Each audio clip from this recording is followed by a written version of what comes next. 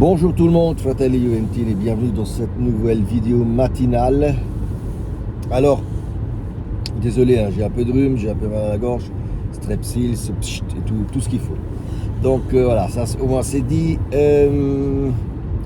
On a eu un avant-goût hier déjà en conférence de presse de Spalletti, avec Vlahovic tout simplement, où il avait dit que potentiellement il serait dehors 2 mois. Mais que la vérité c'était seulement les docteurs qui l'avaient. Le communiqué officiel il est sorti, les amis. C'est plus grave qu'il n'y paraît, tout simplement, parce que je vais la faire courte,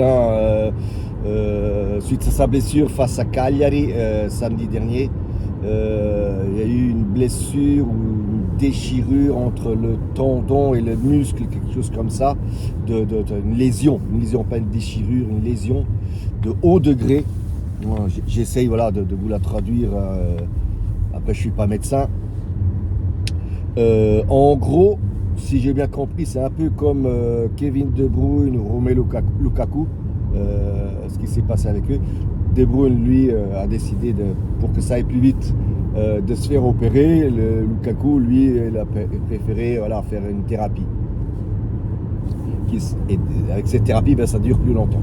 Donc voilà, en gros, on parle d'un minimum de 2-3 mois maintenant. Si et seulement si Vlahovic se fait ses petites opérations chirurgicales. Sinon, si c'est via thérapie, on a pour 4-5 mois, donc c'est-à-dire qu'on ne le verra plus pour cette saison, en gros, tout simplement. Au mieux, je vais dire, on le verra en mars-avril, au pire, on ne le verra plus. Qu'est-ce que ça change pour la Juve? D'abord, qu'est-ce que ça change pour le joueur? Je pense que oui, c'est un peu c'est un coup de massue pour lui, parce que déjà, s'il revient en fin de saison, ça va être compliqué pour lui de prouver quelque chose pour son prochain club. Vous savez qu'il va partir en fin de saison, donc forcément il doit baisser ses prétentions, ces fameuses prétentions qu'il a au niveau salaire, puisqu'il ne pourra pas prouver quoi que ce soit cette deuxième partie de saison. Donc le fait qu'il parte déjà en janvier, ou qu'il y ait un club qui vienne le chercher déjà en janvier, pour moi ça c'est mort. On verra. Pour le moment, la Juve n'a aucune intention de le renouveler, à son prix à lui. Maintenant, est-ce qu'il baissera ses prétentions? Je ne sais pas. Ça, c'est côté Vlahovic. Côté Juventus, bon, faut dire que oui, on a fait un mercato en été où on a pris, oubliez Milik. Ne me mettez pas Milik en commentaire, il reste Milik. Je ne sais même pas la fin qu'il a fait, ce gars-là. Je pense qu'il a fait plus de 600 jours sans jouer, même sans s'entraîner. Donc le mercato d'été, oui, on a pris Openda, on a pris David, donc voilà. Je pense que maintenant, on fera sans Vlahovic. Peut-être un bien pour un mal pour un bien, je ne sais pas. Peut-être les deux là se sentiront un peu plus responsabilisés et feront un peu mieux, donc parce que maintenant c'est à leur tour, ils n'ont plus d'excuses, ils peuvent plus dire oui mais on joue pas et tout ça, donc je pense que maintenant c'est à eux de montrer ce qu'ils valent sur le terrain, parce que jusqu'à maintenant il faut être quand même lucide, ils n'ont pas montré grand chose, ok, ils ont eu peu de minutes de jeu, mais peu. Oui, par rapport à Vlahovic, peu de minutes du jeu, oui, c'est clair. Mais voilà, maintenant c'est à eux de montrer que ils valent leur pesant d'or. Si je peux m'exprimer ainsi. Après Spalletti, vous l'avez entendu hier en conférence de presse dans ma vidéo. Spalletti a aussi pourquoi pas un Yıldız Falso 9, comme je le dis toujours, en pointe, en faux neuf devant. Spalletti, il a très bien expliqué hier soir en conférence de presse, où il dit pourquoi pas un Yıldız Falso 9. Par contre, il dit s'il est en pointe, oui, il restera en pointe et il ne se chargera pas de faire la phase défensive, ce que je comprends. Par contre, lui, ce qu'il préfère, c'est venir de la gauche enfin, partir de la gauche et venir vers le centre pour venir marquer. Et dans ce cas-là, dans ce rôle-là, s'il est trequartiste à gauche, hein, ou attaquant gauche, on va dire, c'ha le compitino, comme il dit, il a aussi le devoir de défendre aussi, donc de revenir en arrière. Pas tout le temps, mais souvent. Donc voilà, c'était un peu, là, il avait discuté sur cette phase, enfin sur Ildiz. Voilà, si on met une falso 9 devant ou comme d'habitude sur le côté gauche. Donc d'un côté il doit aussi défendre, de l'autre non, il doit rester là devant et faire monter toute l'équipe.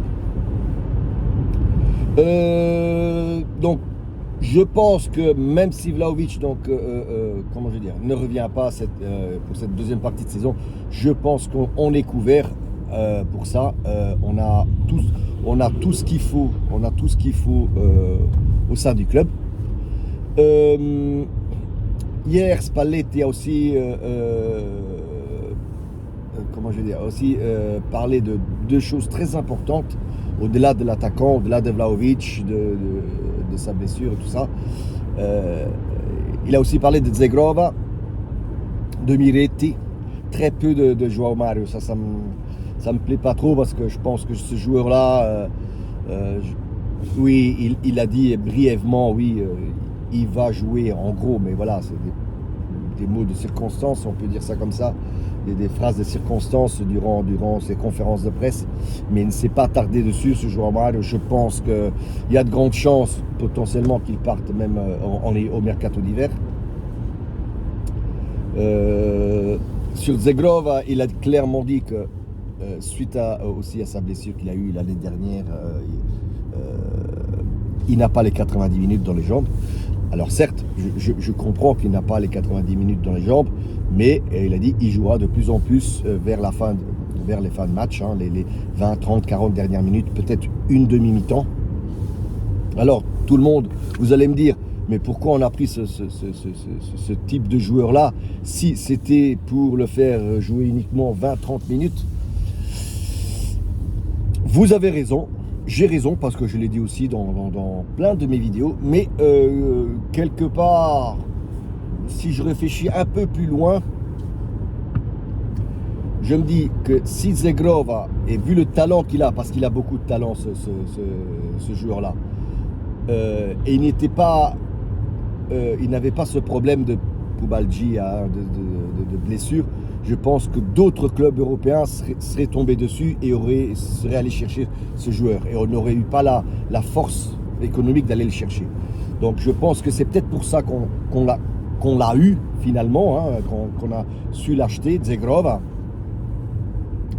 Et je me dis même, si je dois le voir 20, 30, 40 minutes, voire une mi-temps cette saison-ci, pour ne pas risquer de le perdre, dans le sens perdre suite à une nouvelle blessure, des trucs comme ça, je préfère alors largement qu'il joue, comme le dit Spalletti, une vingtaine, trentaine de minutes et le récupérer physiquement à 100% pour la saison prochaine. Parce que, encore une fois, je trouve, au vu de ce qu'il a montré, que c'est un excellent joueur, selon moi. Sur Miretti, il a fait des éloges aussi. En gros, il a aussi fait comprendre que, vous savez que Miretti s'était blessé durant l'été. On a dit, oui, petite blessure de rien du tout, mais il est resté quasiment 2 mois dehors.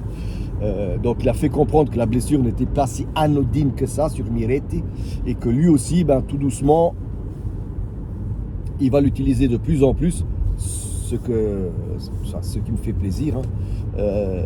Mais voilà, il a dit il faut que lui aussi revienne à 100% de son physique parce qu'il n'y est toujours pas. Voilà. C'est à peu près tout ce qu'il a dit hier en conférence de presse. Le communiqué officiel ce matin du J-Medical, je vous l'ai dit aussi.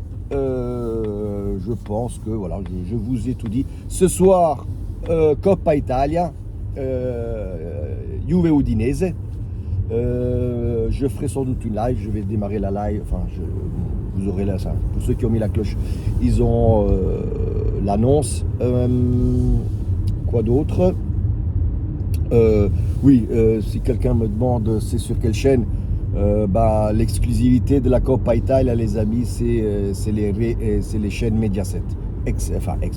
Toujours Berlusconi, mais maintenant c'est son fils qui gère tout ça. Donc c'est sur Italia 1. Malheureusement, je ne sais pas comment et où vous pouvez regarder ça, mais voilà, je serai en live et voilà, si vous voulez passer un moment avec moi, c'est avec plaisir, avec vos questions, on s'amuse bien. Donc voilà, les amis, fino alla fine, forza Juve ragazzi.